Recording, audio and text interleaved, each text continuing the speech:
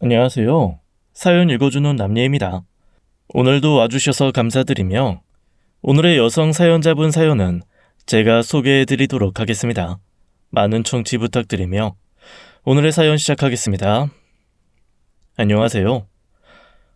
저는 천안에 사는 사연 채널 구독자예요.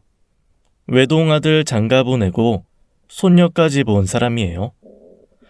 핸드폰 사진첩에 손녀 사진이 가득한데 살면서 겪은 어떤 기억은 사진 없이 눈만 감아도 참 선명하게 느껴지네요.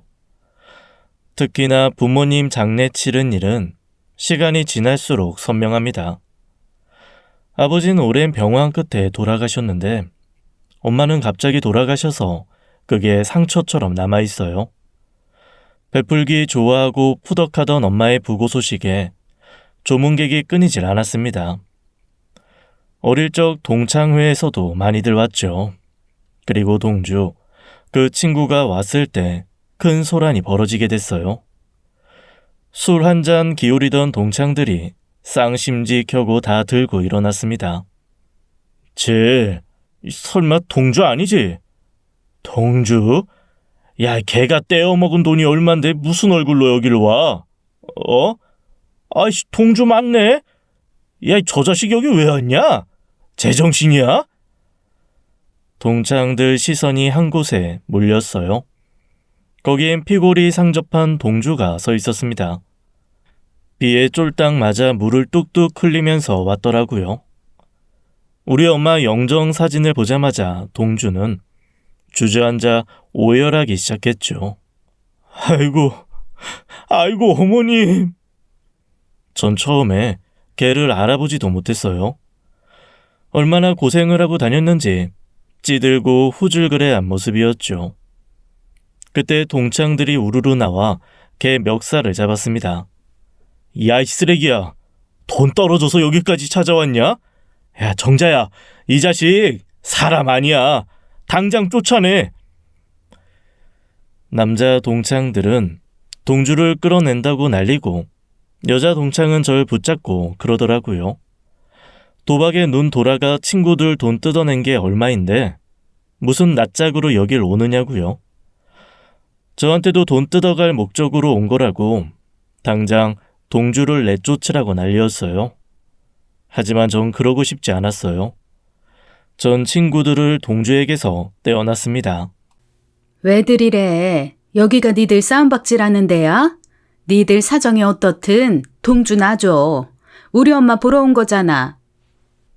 그제야 동창들이 동주를 놔주더라고요. 그 친구를 잡아두긴 했지만 순간적으로 저도 갈등했습니다. 이 친구를 내쫓아야 하나 말아야 하나 어찌할 바를 모르는데 엄마 영정 사진을 보니 답이 나오더라고요. 전 동주를 데리고 조용한 곳으로 갔어요. 그리고 물었죠. 친구들 말이 사실이냐고. 정말 도박할 돈 떨어져서 나한테 온 거냐? 진지하게 물었습니다. 친구는 절대 아니라고 몸소리를 쳤어요. 아니야, 정자야. 친구는 무릎을 꿇고는 눈물만 흘렸습니다. 우리 엄마한테 마지막 인사하러 온 거 맞아? 동주야, 나 너 쫓아내고 싶지 않아. 그렇지 않아도 내 가슴 찢어진다고. 미안하다. 이런 꼴로 와서. 근데 나 어머니한테 마지막 인사 꼭 드리고 싶어서 온 거야. 나 내쫓지 말아줘. 제발. 동주는 우리 엄마 영정 사진을 보더니 목 놓아 울기 시작했어요. 지켜보는 제 가슴이 파도처럼 일렁일 정도였죠. 봄비가 사납게 내리는 날이었어요.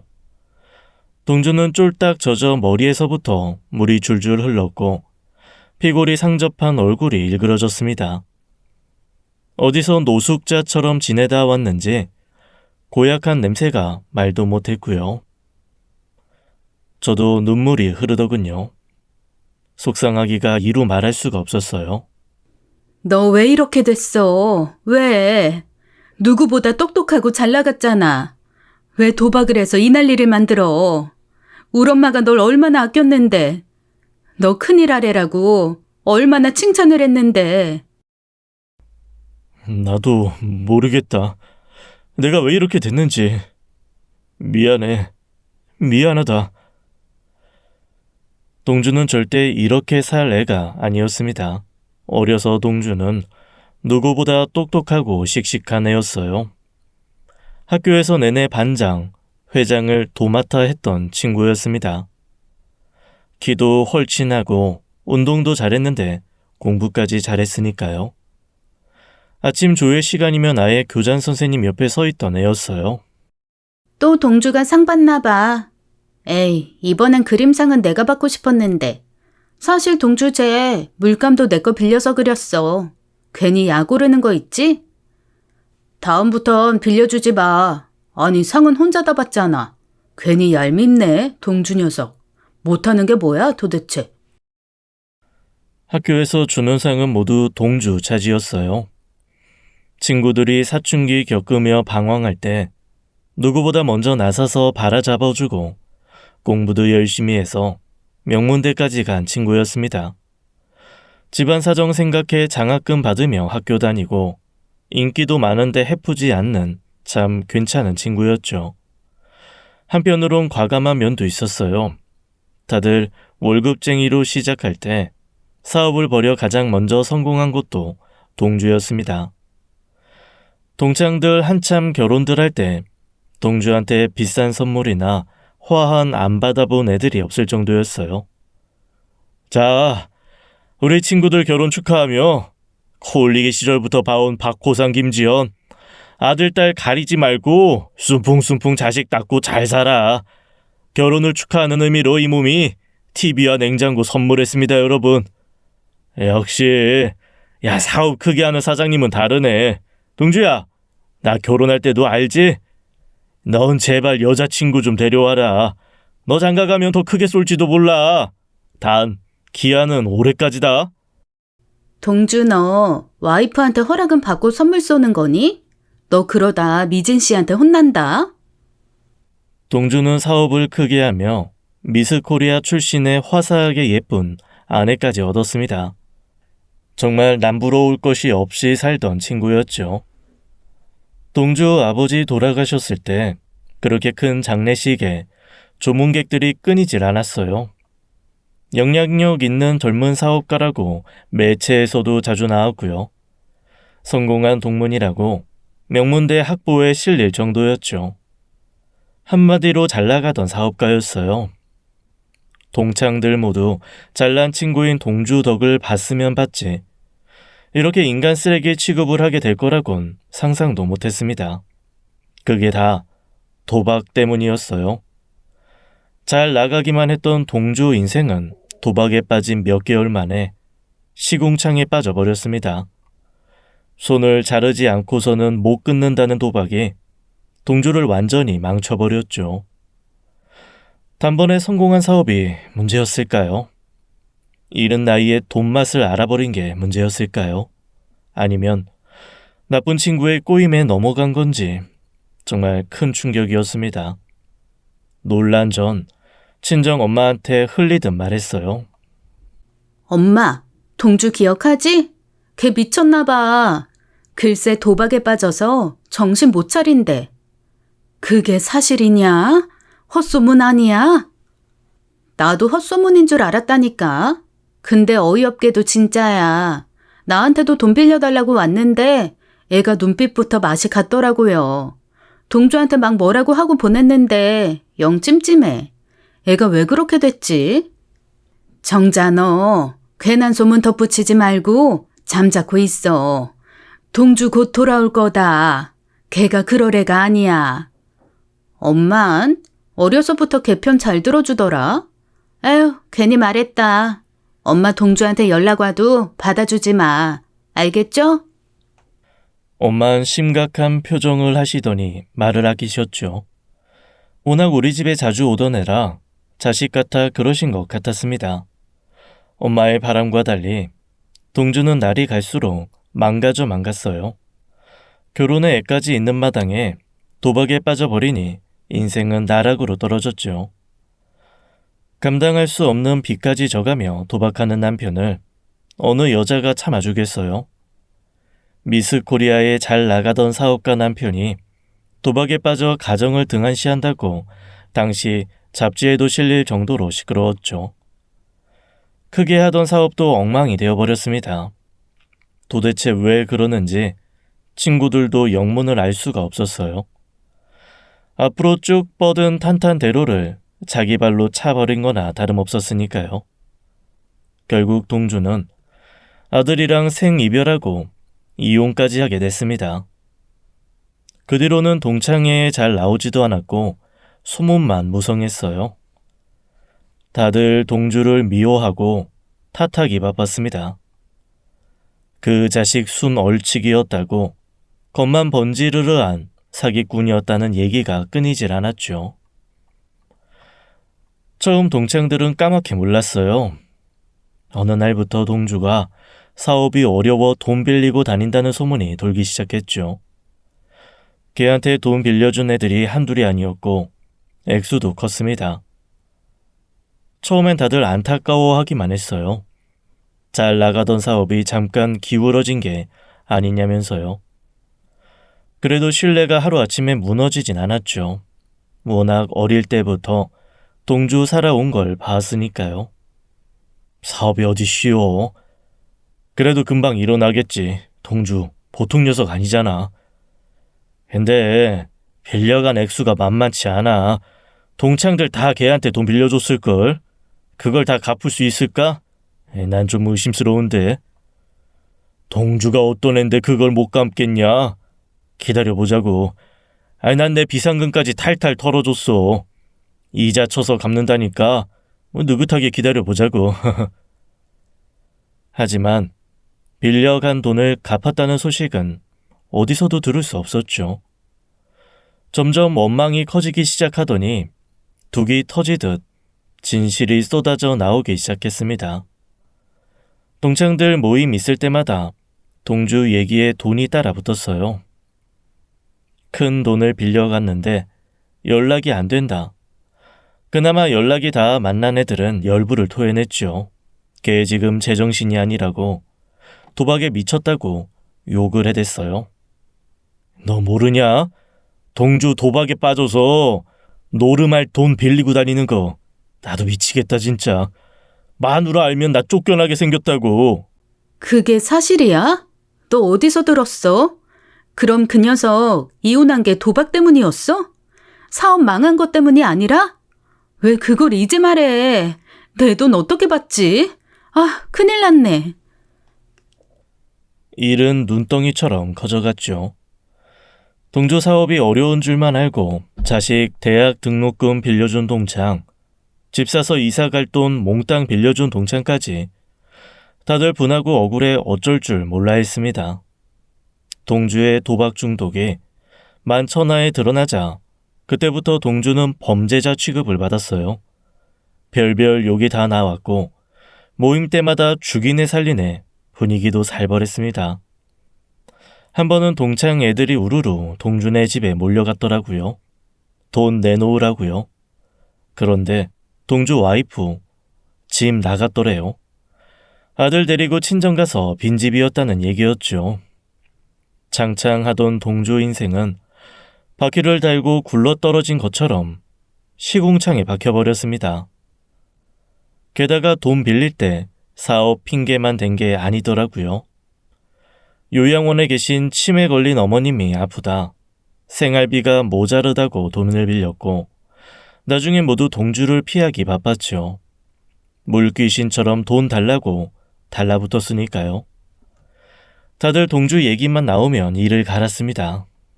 엄마, 동주 걔 망가졌어. 완전히 애 못 쓰게 됐다고. 다시 돌아오긴 뭘 돌아와. 친구들 다 동주라면 진저리를 쳐. 언제 한번 나한테 데려와라. 내가 붙잡고 얘기 좀 해보게. 밥도 한 끼 따뜻하게 먹이고 싶고. 그 속이 속이겠어? 엄마, 됐어. 걔한테 잘못 걸리면 돈 뜯겨.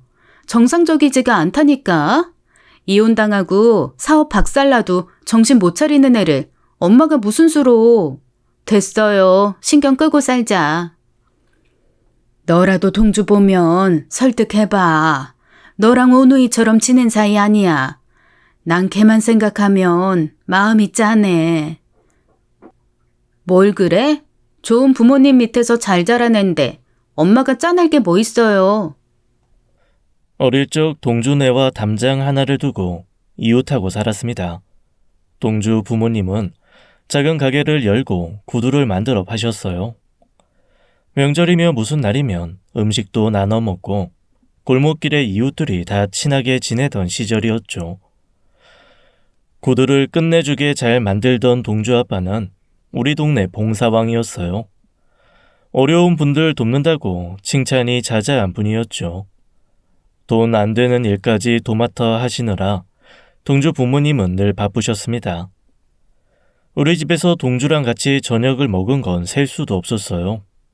같이 숙제하고 양치까지 하고 난 뒤에야 자기 집에 가는 날도 덜어 있었죠. 그래서인지 저도 엄마 말이 목에 가시처럼 걸렸고 돈 문제로 한창 시끄러울 때 친구들 눈을 피해 동주를 만났습니다. 어떻게든 얘를 돌이켜보려고요. 하지만 동주는 눈빛부터 맛이 간 상태였어요.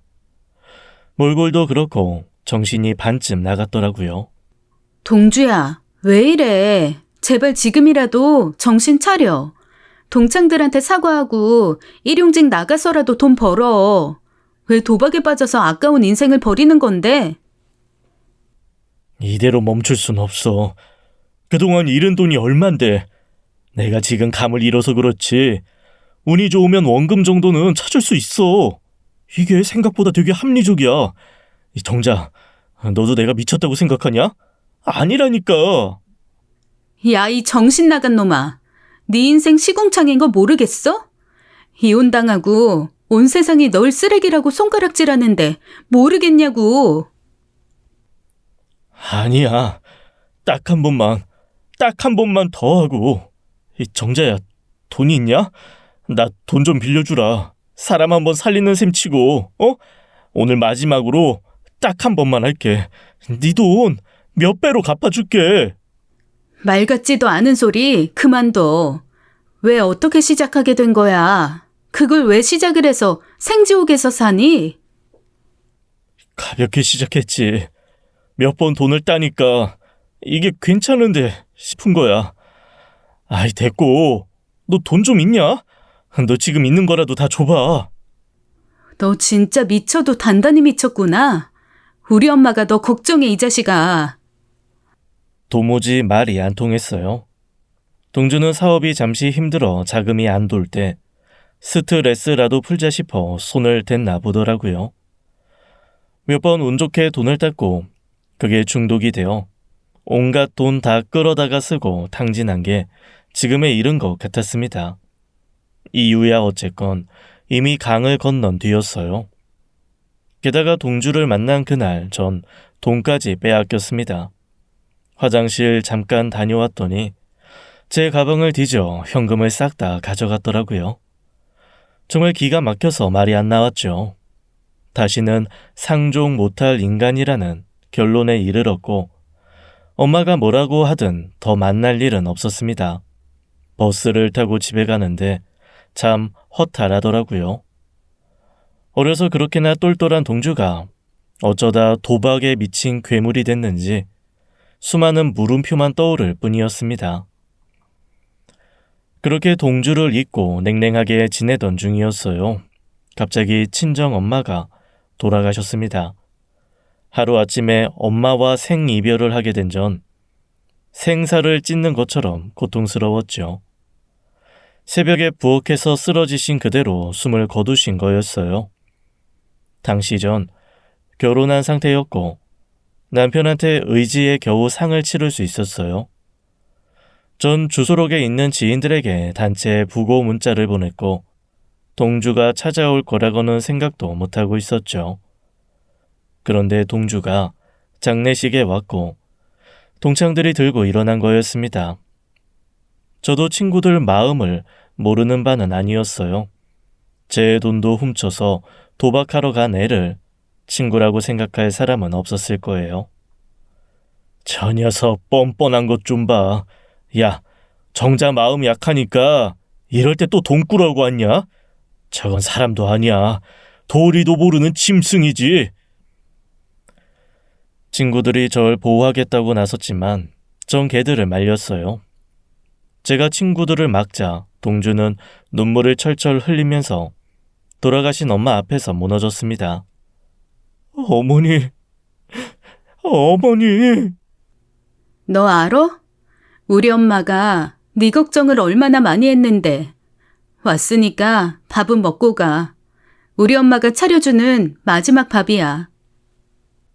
동주는 한참을 머뭇거리더니 동창들 있는 곳으로 가 앉더라고요. 동창들은 벌레 씹은 표정들을 하고 있고요. 전 조문객들이 밀어닥쳐 그 자리에 낄 수가 없었습니다. 멀리서 친구들 얘기 소리가 간간히 들렸어요. 면목이 없다.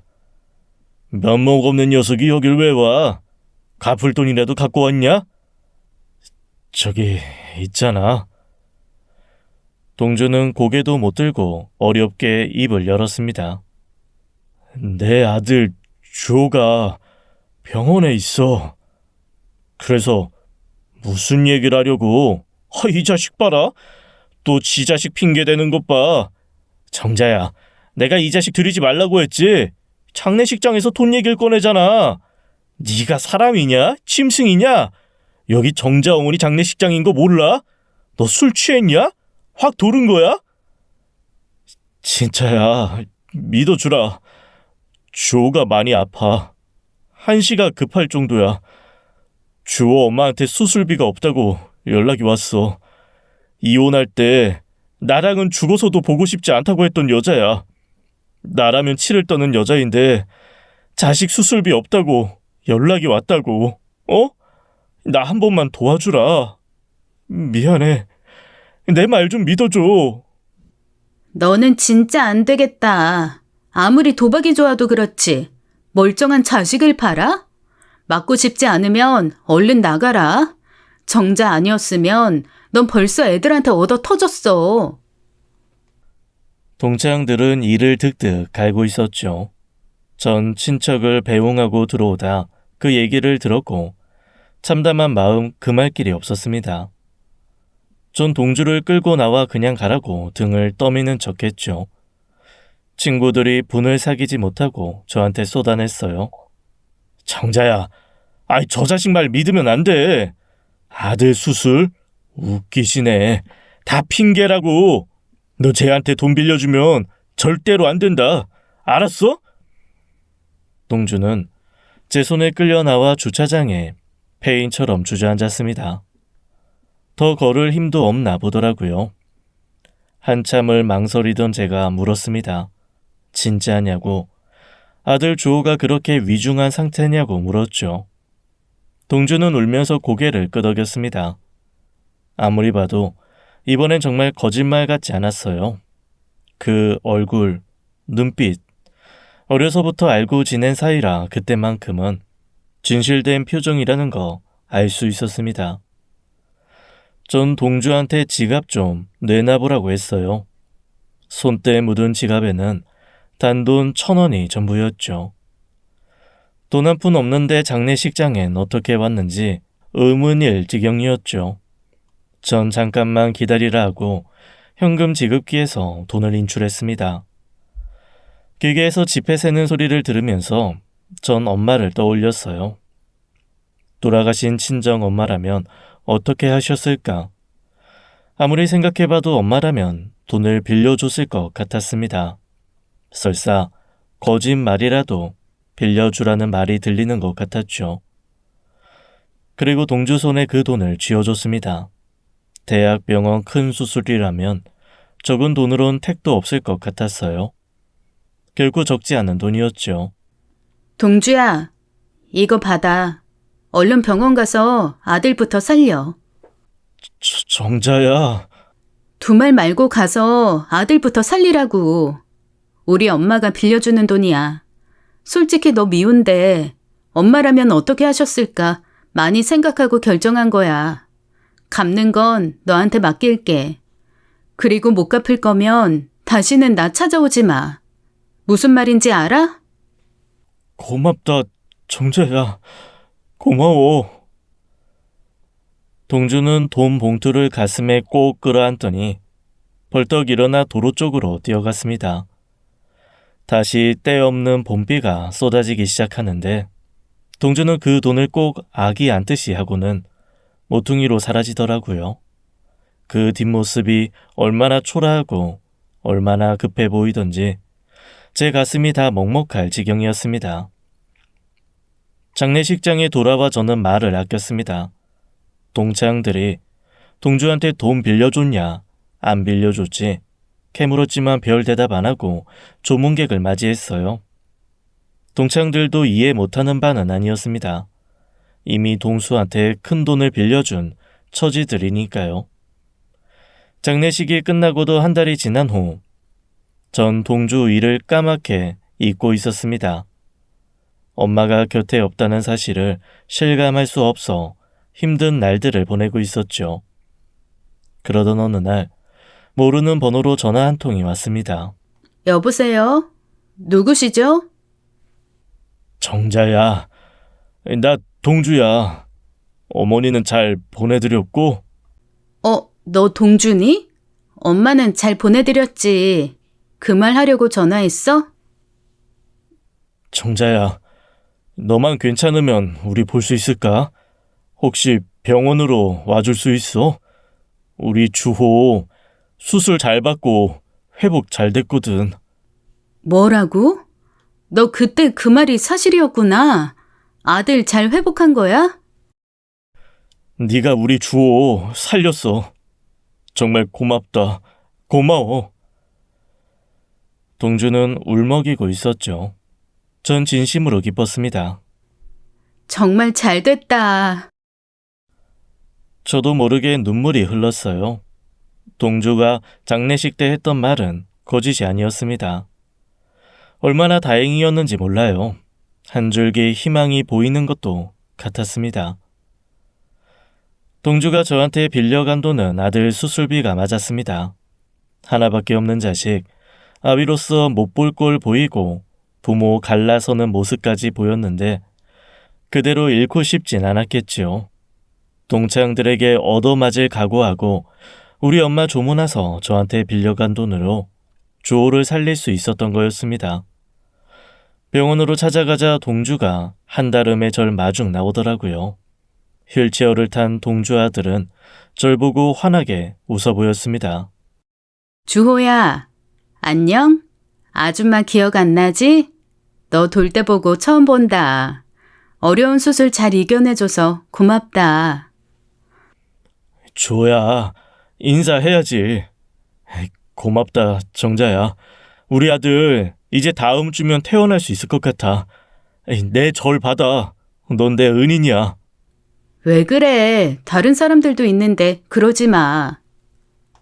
아니야. 주호도 알아. 지금은 대접할 게 마땅치 않고 진짜 내 마음이니까 절 받으라고. 어서.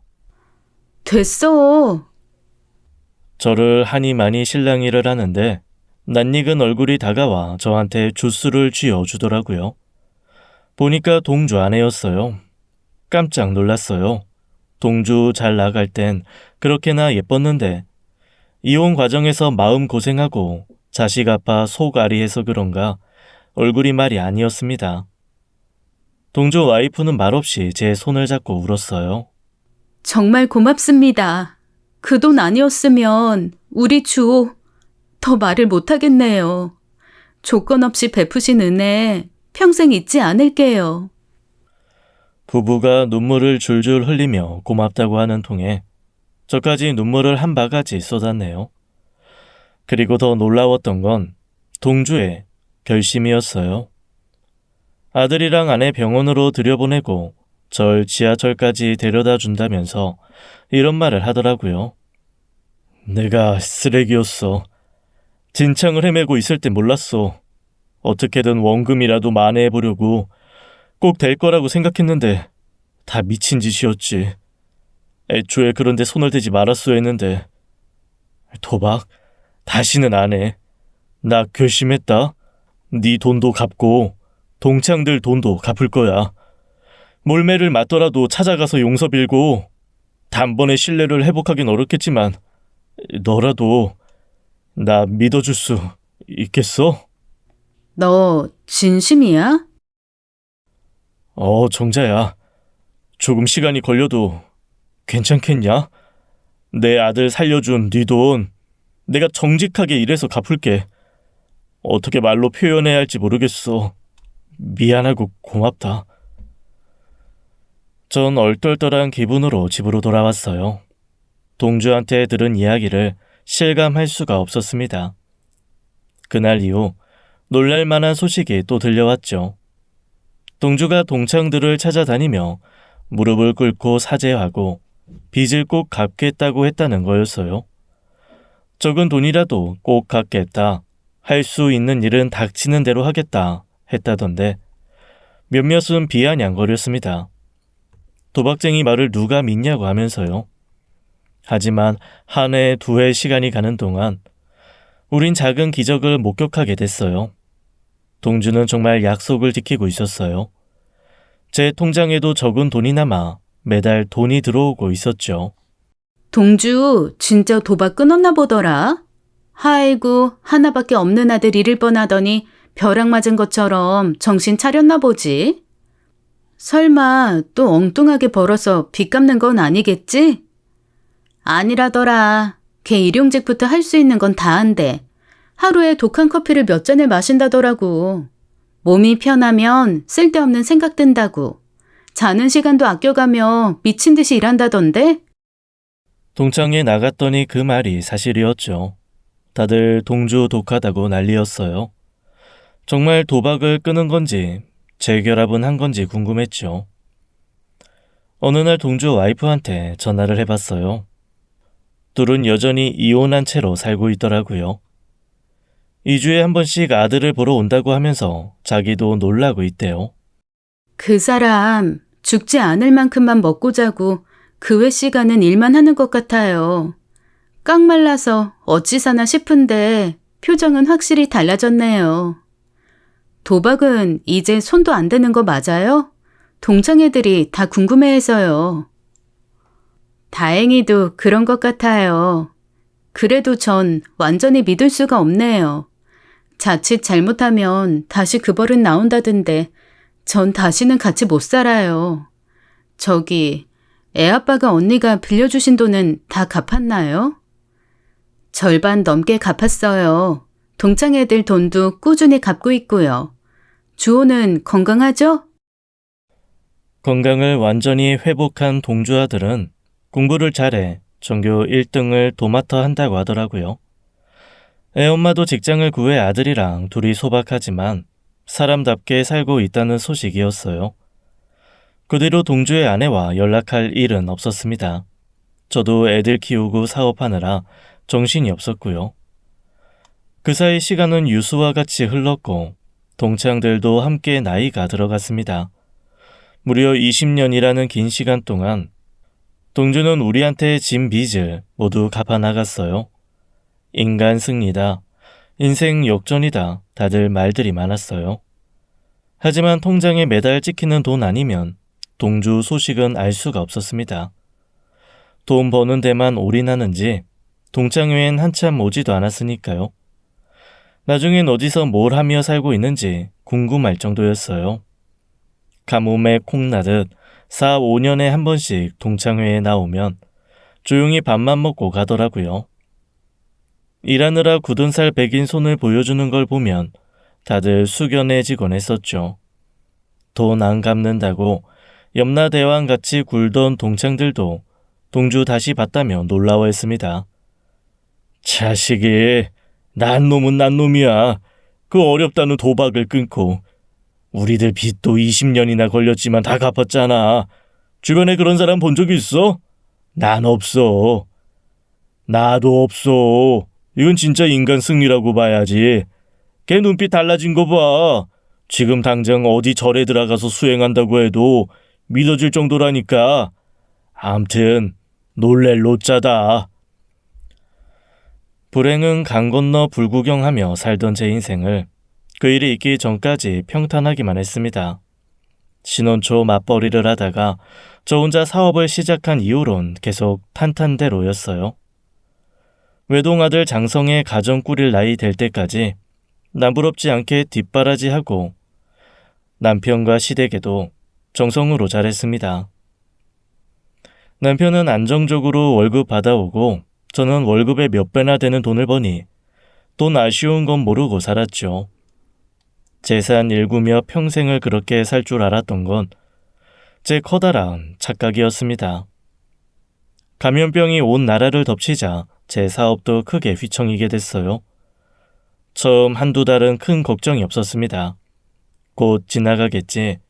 기다리면 상황이 나아질 거라 여기며 사업 재정비도 하고 건강도 챙기자 생각했어요. 하지만 불행의 여파는 제 사업을 빠르게 덮쳤고 돈 때문에 피 마른다는 심정을 그때 처음 알게 됐죠. 직원을 빠르게 정리하고 재고도 나름 정리했는데도 제 사비를 들여도 막지 못할 위기가 결국 오더라고요. 차마 지인들에게는 손을 벌릴 수가 없어 결국 시댁에서 돈을 빌려야 했는데 처음 벌어진 상황에 별 소리를 다 들어야 했습니다. 죄인된 심정으로 시부모님께 처음 돈을 빌렸죠. 3천만 원이란 돈이었어요. 남편은 회사를 간두고 제 일을 돕고 있다가 같이 포화를 맞았습니다. 그때까지 제 사업이 잘 돼서 상가도 사고 외제차도 굴리고 하던 남편은 일이 틀어지니 절 매섭게 몰아붙이더라고요. 시댁에서 돈 빌린 것도 큰 흠이 됐고요. 수십 년을 잘하다가 단 한 번의 휘청임으로 실패자 취급받는 게 참 어이가 없었습니다. 넌 사업의 기본도 몰라. 이렇게 어려울 때 대비해서 돈을 따로 챙겼어야지. 어머니 돈까지 빌려가서 뭐하는 짓이냐. 너 사업 깨끗하게 정리해. 그만 좀 뻐기고. 세상 잘난 척 독박으로 하더니 이게 뭐야. 이럴 수 있어? 내 덕분에 호강하고 할 땐 언제고 힘들 땐 이렇게 비수를 꽂니? 그동안 사업하면서 당신 속 썩인 적 있었어? 지금은 어쩔 수 없는 상황인데 이렇게 날 천대할 수 있는 거냐고. 결혼하고 시부모님 봉양 잘하고 아들 잘 키웠으면 됐지. 내가 완전히 실패했어? 남편은 회사는 취미로 다닌다고 주변 사람들한테 뻐기고 다니는 사람이었어요. 신혼 초까지만 해도 넉넉히 못 살다가 제가 사업으로 견인차 역할을 해서 재산을 크게 일으키자 골프다 와인이다 늘어지게 호강하며 살았고요. 감염병 여파 탓에 사업체가 없어지느냐 마느냐 하루하루 피가 마르는 심정인데 남편은 시부모님 돈 갚아라. 너 때문에 내 신세 이게 뭐냐. 저만 탓하고 있었습니다. 눈물이 마를 날이 없었죠. 피땀 흘려 일군 사무실 종이 한 장도 다 제 노력이 깃든 사업이 완전히 무너지게 생겼으니까요. 가정도 크게 휘청였습니다. 마치 도미노처럼 와르르 무너지는데 방법이 없었어요. 그때 아들은 결혼할 아가씨가 있었습니다. 재력 있는 집안딸이었고 진즉 둘이 결혼시키려 하고 있었죠. 하지만 저희 집 사정으로 혼사가 차일피일 미뤄지고 있었습니다. 절박한 심정으로 회사를 살리기 위해 이리저리 뛰어다녔지만 솟아날 구멍은 보이지 않았어요. 저 말고도 사업이 무너지는 경우는 부지기수였습니다. 전염병이라는 게 무섭더군요. 사람들 다친 지갑이 도무지 열리지를 않았어요. 상황은 더 궁지에 몰려 집까지 차압을 당하게 됐고 하늘이 무너지는 심정이었죠. 정든 집을 떠난 낯선 동네 작은 단칸방에 살림을 풀었는데 빚 갚으라고 사람이 들이닥칠까봐 조마조마한 마음에 밥 한 술 넘기는 게 쉽지 않았습니다.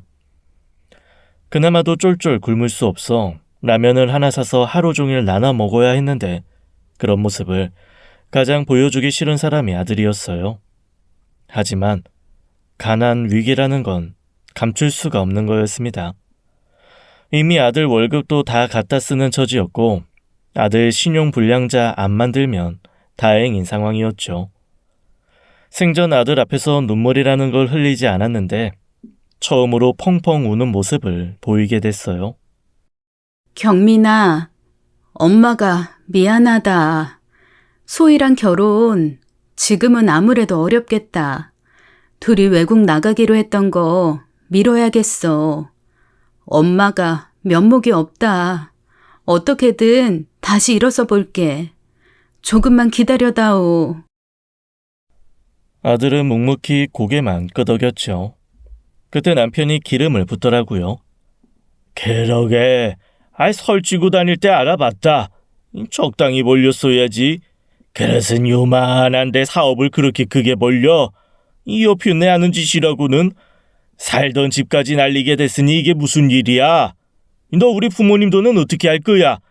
그 두 노인네 쌈짓돈까지 가져갔으면 어떻게든 회사를 살렸어야지. 이제 어떡할 거냐고. 남편 하는 짓거리에 말문이 막히는데 도저히 못 보겠는지 아들이 나서더라고요. 생전 처음 있는 일이었어요. 아버지, 그만 좀 하세요. 엄마가 무슨 잘못이 있어요.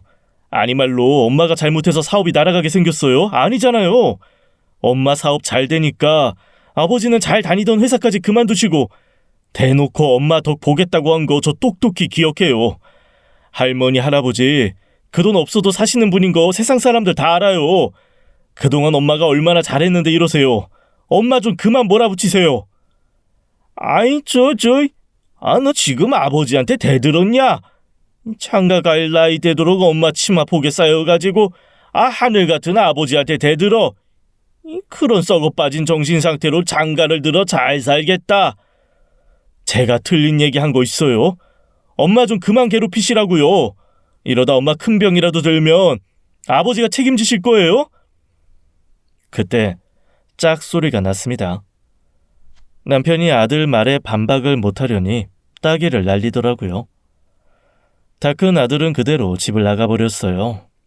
그날은 정말 하늘이 무너지는 것 같았습니다. 전 그대로 쓰러져 울다 잠깐 기절까지 하게 됐죠. 딱 죽고 싶더라고요. 사업뿐 아니라 자식 농사도 실패한 거 아니냐고 남편은 독서를 날렸고 전 희망을 잃었습니다. 그럼에도 불구하고 살라는 신호인지 그때쯤 꿈에 자꾸 엄마가 나왔어요. 붙잡고 얼마나 울었는지 모릅니다. 나 좀 데려가라고 사정을 했던 것도 같아요. 어쩌면 이렇게 세상도 사람도 냉정한지, 특히 가족이 꽂는 비수는 그 상처가 더 깊게 남았어요. 그날 새벽 아들이 죽이랑 약을 사들고 집에 왔더라고요. 엄마, 몸부터 추슬려요. 나 지금 결혼 생각 안 해. 소희도 우리 집 상황 잘 알고 있어. 내가 먼저 시간 갖자고 했어. 거의 헤어지는 거나 마찬가지지 뭐. 걔도 알겠대. 복잡하겠지. 자기 집이 그렇게 잘 사는데 우리 집 이렇게 돼서 싫다고 하면 나도 붙잡을 마음 없어. 그러니까 엄마, 내 걱정은 하지 마요. 엄마 병이라도 나면 어떡해요. 경민아, 괜히 없는 말 지어내지 마. 너 소희랑 얼마나 잘 어울렸는데. 엄마가 어떻게든 방법을 마련해 볼게. 소희 마음 잘 잡아봐, 응? 하지만 현실적으로 불가능한 얘기였습니다. 어떻게 일군 사업인데 억울한 마음이 컸죠. 제 사업이 망했다는 소식은 아마 파다하게 퍼졌을 거예요. 곰팡이 냄새 펄펄 나는 방에 누워있으면 아들 상견례 하던 날이 떠올랐습니다. 꽃같이 예쁜 소희랑 늠름하게 잘생긴 아들이 더없이 예쁘고 보기만 해도 배가 불렀어요. 사돈 내외와 우리는 애들 결혼시키자마자 유학 보낼 계획을 갖고 있었습니다. 양쪽 집 다 적극 밀어주는 상황이었죠. 학비는 아들이 직장 생활하며 모은 돈이 있었고 저도 실하게 재산으로 뒷바라지 더해줄 계획이었어요. 다 하룻밤 꿈 같았습니다. 손가락 사이로 빠져나간 모래처럼 순식간에 사라져버린 거였죠. 아니나 다를까 예비 며느리의 엄마 안사돈 되시는 분이 연락을 해왔습니다. 겨우 몸 추스르고 나갔는데 자리에 앉자마자 애들 혼자 깨자고 하더라고요. 예상은 했지만 참 아팠습니다. 저 솔직히 서운합니다. 이런 얘기 먼저 해주셔야 하는 거 아닌가요? 우리 소희 외동딸입니다. 세상 모자란 것 없이 키웠어요. 혼자 없었던 일로 하자고 먼저 쐐기를 박아주세요. 소희, 지금이야 울고불고 난리지만 어른들이 나설 때는 또 확실히 나서줘야죠. 죄송합니다. 면목이 없네요. 그쪽에선 원망이 대단하더라고요. 딸 가진 그쪽 부모 이해 못할 바도 아니었습니다. 전 그저 아들 경민이가 걱정될 뿐이었죠. 그렇게 지옥을 헤매고 있을 때였어요. 혈육이고 친구고 연을 다 끊어버렸죠. 만나봤자 내 심정 알아줄 것 같지도 않고 나도 모르게 돈 빌려달란 소리 나올 것 같아서요. 눈을 감고 있으면 그냥 이대로 곡기 끊고 세상 뜨자 자꾸만 마음의 추가 그쪽으로만 기울었죠. 며칠 밤 낮이 지났을지도 모를 정도였어요. 남편은 당분간 시부모님과 지낸다고 집을 나갔고요. 아들도 며칠째 깜깜무소식이었고요. 5년을 사귄 여자친구랑 헤어지고 와서 지 방에서 깡소주 들이키며 울더니 그대로 집을 나갔습니다. 나가는 아들을 차마 잡을 수가 없어서 그대로 방에 들어와 가슴 치며 울며 잠든 게 마지막 기억이었어요.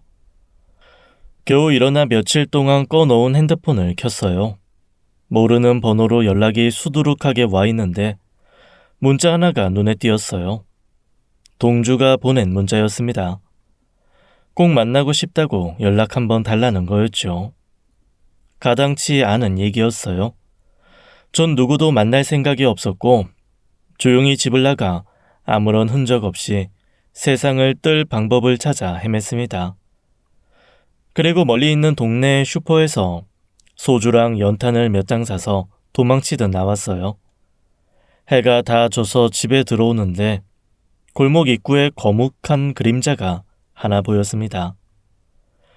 그땐 종일 굶어 눈앞이 흐릿했는데 누군가 다가오는 걸 보니 언뜻 몸부터 떨렸죠. 빚 받으러 온 사람인가 싶어 도망치려는데 절 부르며 달려오더라고요. 처음엔 누군지 알아볼 수가 없었습니다. 정자야. 누구세요? 나 동주야. 박동주. 네가 어떻게 여길? 이 자식아. 왜 이렇게 말랐어? 밥은 먹고 다니는 거야? 그리고 동주는 제가 들고 있던 비닐봉지를 보더니 막 화를 내면서 그걸 버렸어요. 이딴 걸 어디다 쓰려고 샀어? 술 한 방울도 못 마시는 주제에 소주는 왜 사? 연탄은 또 뭐고? 너 미쳤어? 나 죽고 싶다. 동주야, 나 살고 싶지가 않아. 그래도 이딴 마음 먹으면 안 되지. 정신 차려 제발. 제가 주저앉아 막 우니까 동주가 절 부축해 일으켜 세우더라고요. 집으로 가자고 하더니 난장판이 된 집안을 치워주고 제 앞에 죽을 내밀었어요. 먹어. 먹고 기운 차려. 살아있으면 돼. 숨 붙어 있으면 사라져. 쓸데없는 생각 다시 하지 말고. 알았어? 그러더니 저한테 꼭 주고 싶은 게 있다며 받아달라는 거였습니다. 믿기 어렵게도 그건 돈이었어요. 자그마치 2억이 되는 돈이었습니다. 전 보자마자 기절하는 줄 알았어요. 이게 다 뭐야? 돈다발이잖아. 너 이 돈 어디서 났어? 왜 이걸 나한테 갖고 와? 어디서 나긴. 뼈가 부셔지게 이래서 모은 거지. 이거 절대 부정한 돈 아니야. 너 알잖아. 내가 어떻게 빚 다 갚았는지. 이거 내가 피땀 흘려 번 돈이다. 그러니까 의심 말고 받아. 이걸로 다시 사업 일으켜. 내가 이걸 어떻게 받아? 이걸 어떻게? 그때의 기분은 지금도 설명을 잘 못하겠습니다. 전 가슴을 치고 울면서 거절했어요. 도박으로 자식까지 잃을 뻔한 동주가 20년 동안 빚 갚고 간신히 모은 2억을 제가 어떻게 받을 수 있었겠습니까? 죽어도 못 받는다고 이건 아니라고 제가 난리를 쳤지만 동주가 절 설득하기 시작했어요.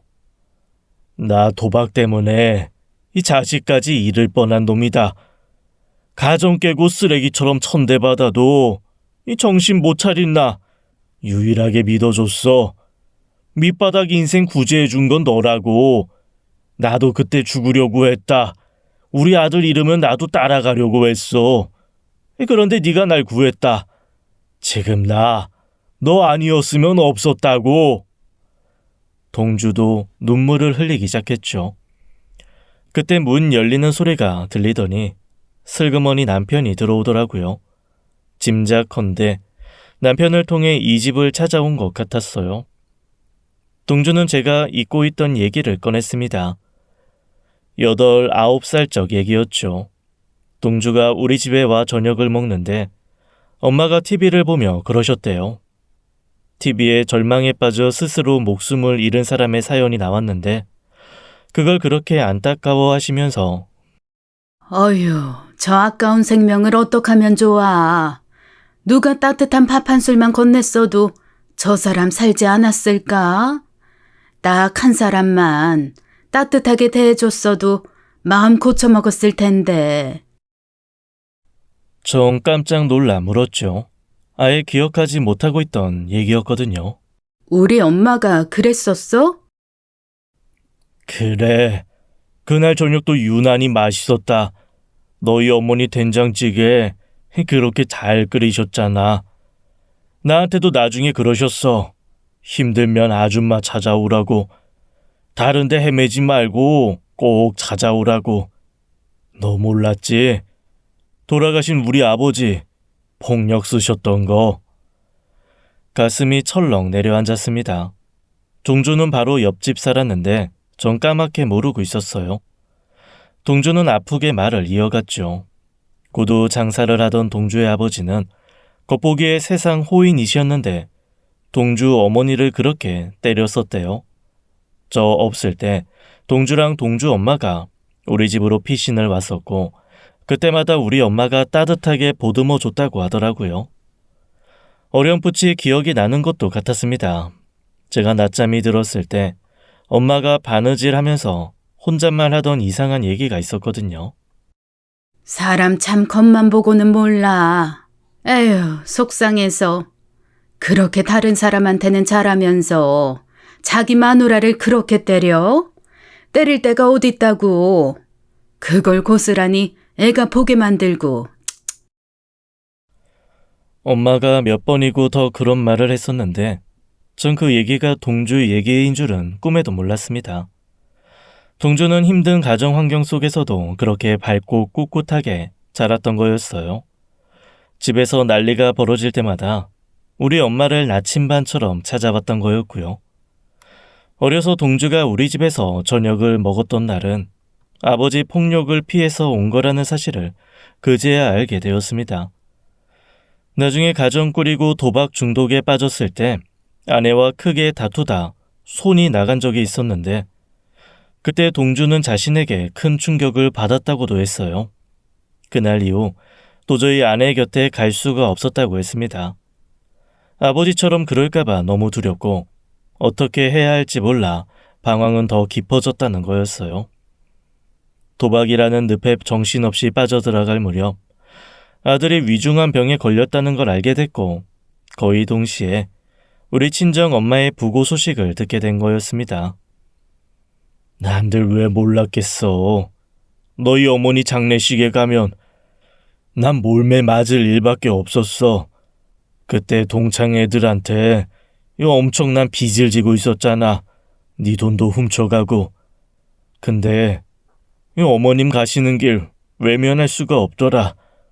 나한테 어떻게 해주셨는데 내가 어릴 때 어떻게 버텼는데 따지고 보면 난 죽은 모습이나 다름없었는데 너희 어머님이 날 살려주셨거든.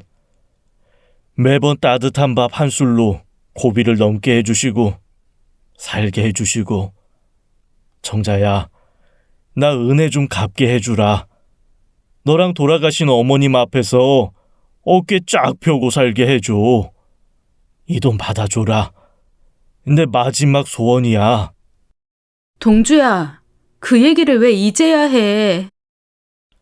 그날 저와 동주 그리고 남편까지 얼마나 울었는지 모릅니다. 새벽까지 얘기를 나눈 우리는 컵라면 하나씩 먹고 뜨거운 커피까지 마시고 나서야 헤어질 수 있었어요. 동주는 돈가방을 남기고 호련히 떠났습니다. 제가 넋놓고 있자 남편이 집을 치우더라고요. 시댁 가서 무슨 일이 있었는지 몰라도 입을 꾹 닫고 한동안 이 사람도 말이 없었습니다. 알고 보니 시부모님과 다투고 왔더라고요. 가서 있는데 가시방석에 앉은 것 같더랍니다. 시부모님은 제 욕만 하시더래요. 손주 걱정, 아들 걱정이 아니라 며느리한테 빌려준 3천만 원 못 받을까봐 전전긍긍하시는 모습을 가까이에서 보니 남편도 속이 편치 않았던 것 같았습니다. 사실 제가 정말 잘했거든요.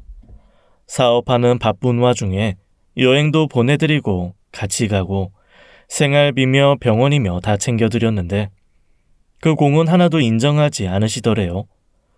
결국 남편이 한마디 하고 나왔다는 걸 알게 됐습니다. 그동안 경민 엄마 외며느리 역할 한다고 했는데 이러시는 게 어디 있습니까? 제가 다 섭섭합니다. 3천만 원 제가 무슨 수를 써서라도 갖다 드릴 테니까 발 뻗고 주무세요. 네? 경민 엄마 흉 좀 그만 보시고요. 그 사람도 지금 숨 넘어가게 생겼어요. 사람 목숨이 중어지. 그 돈 3천만 원 당장 못 받는다고 어떻게 되는 거 아니잖아요. 남편은 생전 처음 부모님 앞에서 제 공을 들먹였대요. 모두 사실이니 시부모님도 딱히 더 말씀은 없으셨다고 듣게 됐죠. 남편이 미안하다고 하더라고요. 자기도 우물한 개구리였고 그동안 내 덕 본 거 은근슬쩍 뭉개고 있었다고 하면서 다시 사업 일으키는 거 힘껏 도와주겠다고 비장하게 약속을 했습니다. 이 사람을 다는 안 믿어도 우리 아들 경민이 생각해서 저도 힘을 내기로 했어요. 물론 동주가 빌려준 돈이 지렛대가 됐죠.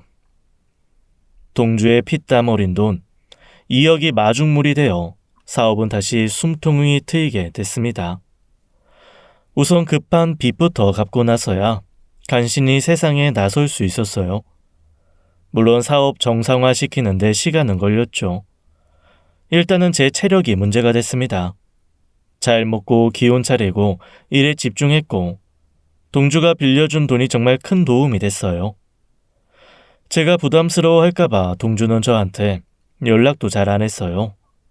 그러다 통화를 하게 되면 절 격려하는 말만 해줬고요. 네 인생 다시 펴야 나도 웃을 수 있을 것 같다. 무슨 말인지 알아? 남편이랑 합심해서 열심히 해봐. 나 네 사업에 올인한 거야. 알아? 오래지 않아 제 사업은 다시 안정을 찾게 됐습니다.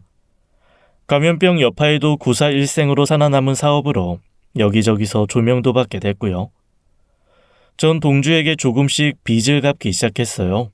되도록 빨리 갚고 싶어서 밤잠도 안 자고 일했던 것 같아요. 몇 번 통화할 때마다 동주는 그 돈에 대해 모르는 척 하더라고요. 여보세요? 바쁘니? 배 사장님, 어제 인터뷰 잘 봤습니다. 해외팔로 다시 뚫었다고 들었는데 정말 축하드려요. 사업 수완 어디 안 가네, 친구야. 그치? 그렇게 놀리면 재밌냐? 통장 확인해봐. 계속 매출 올라서 빌려준 돈 갚는 거 속도 낼 수 있을 것 같아. 정말 고맙다, 동주야. 무슨 말 하는지를 모르겠네. 정 고마우면 커피라도 쏘시던가. 알지? 난 믹스커피만 먹는 거. 넌 그 커피 좀 끊어라. 그러다 진짜 큰일 나. 매번 달게 먹더구만. 오래 살아야 할 거 아니야. 내가 빚 다 갚는 거 보려면. 그건 맞는 말이네. 끊자 끊어. 내가 워낙 바빠서 말이야. 오늘도 파이팅입니다, 배 사장님. 그렇게 동주 덕분에 전 가정도 사업도 지킬 수 있었습니다. 그 와중에 아들 경민이는 소유와 다시 만나 결혼식을 올릴 수 있었어요. 예정보다 4년이나 미뤄진 혼사지만 속도 위반으로 예비 며느리가 아이를 빨리 가져서 둘은 허둥지둥 신혼생활을 시작하게 됐죠. 아들 결혼하는 날 동주는 아들을 데리고 왔더라고요. 제 아빠를 닮아 헐친하게 키가 큰 주호가 꼬박 저에게 인사를 하는데 얼마나 반가웠는지 모릅니다. 주호는 절 다 기억하고 있더라고요. 너무 기특했어요. 남편은 이제 허세를 벗고 저의 사업 동반자로 더 충실하게 일하고 있어요. 한번 고꾸라지고 나니 사람이 좀 달라지더라고요. 돈 많이 드는 취미생활은 자제하고 저랑 아들한테 더 잘하려는 게 눈에 보이네요. 남편은 꼬박꼬박 제가 주는 월급 받으면서 회사 꾸준 일을 도맡아 하고 있습니다. 시 부모님도 그때 제 빈자리를 느끼셨는지 말도 조심하시고 뭘 해드리면 꼭 고맙다고 표현까지 하시고요. 한번 큰 시련이 지나가고 나니 변화가 생기는 게 놀랄기만 합니다. 동창 모임 나가면 친구들이 다 놀라워했어요.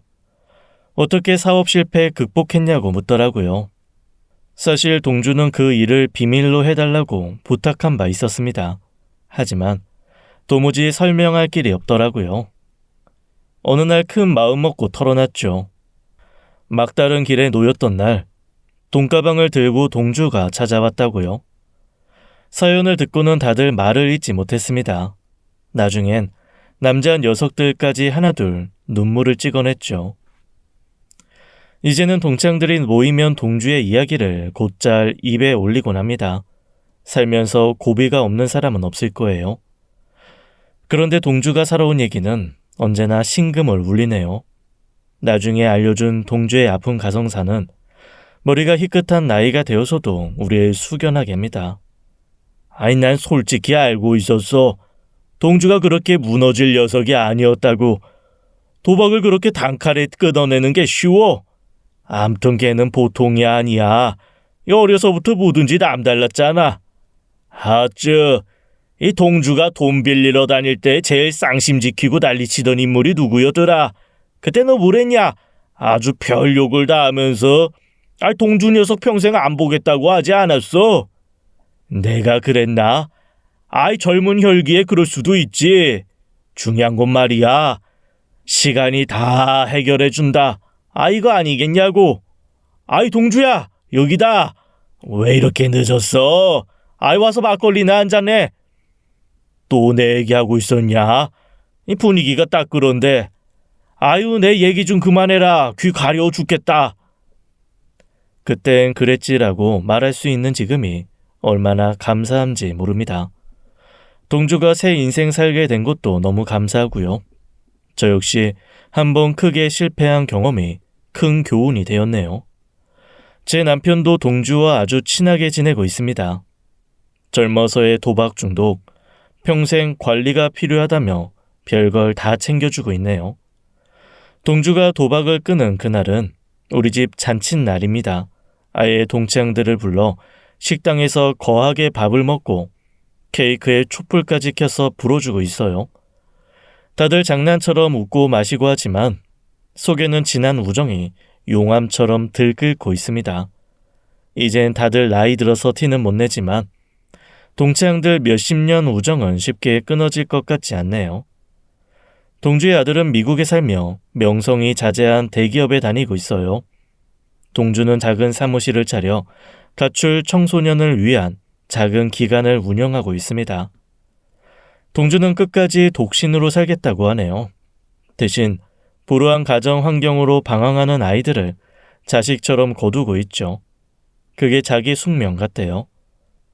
젊어서 막일했던 경험으로 주택을 구입해 여기저기 고쳐가며 가출 청소년들이랑 동거동락을 하고 있어요. 나 술 더 주지 마. 센터 들어가 봐야 돼.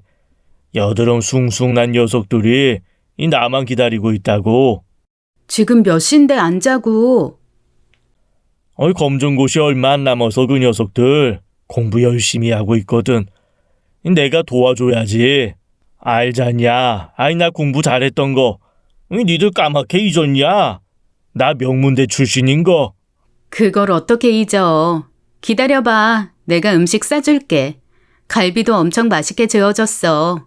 엄청 좋아들 하겠네. 동주는 가볍게 손을 흔들며 동창들과 헤어졌어요. 시간이 흐를수록 이 만남이 참 소중하게 느껴지네요. 봄 날씨가 요란합니다. 해가 반짝 나왔다가 어느새 먹구름이 끼고 옷깃을 여미게 하는 칼바람도 부네요. 우리 인생도 그렇다 여겨집니다. 해 뜰 날 있으면 먹구름 끼는 날도 있고 도저히 못 일어나겠다 싶은 날도 다음 날은 또 일어나서 걷게 되고요. 전 이제 함부로 절망하지 않을 겁니다. 돌고 도는 인생, 잠시 힘든 일이 있더라도 지나가면 또 좋은 일이 올 테니까요. 사연 듣는 우리 이웃님들도 그렇게 생각하시죠? 제 사연은 여기서 줄일게요. 고맙습니다. 모두 평안하고 건강하시길 바래요. 지금까지 사연 읽어주는 남녀였습니다. 끝까지 함께해 주신 여러분 감사드리며 저희는 다음 사연으로 돌아올게요. 감사합니다.